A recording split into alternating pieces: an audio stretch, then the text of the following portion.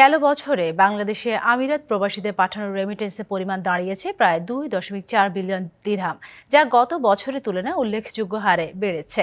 Remittance প্রবাহের এই ধারাবাহিকতা ধরে রাখতে সরকার গ্রহণ করেছে নানামুখী পদক্ষেপ।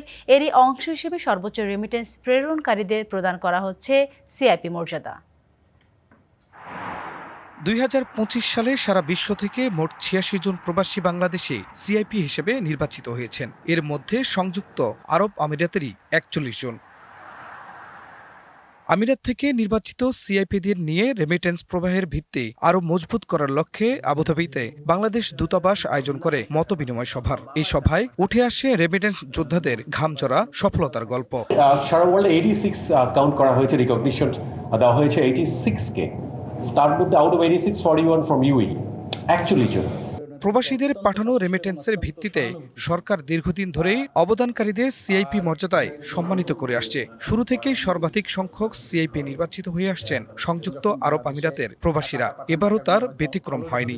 মিনিস্টারি আমাদেরকে যে সম্মাননাগুলো দিয়ে সিআইপি, লাইক আমরা গুগল প্রাইমারি স্কুলে যখন ওখানে দাক্ষি লাইক বাজারের মতো আমাদেরকে ট্রিট করা হয়, বাহিরে দাঁড় করাইয়ে রাখে।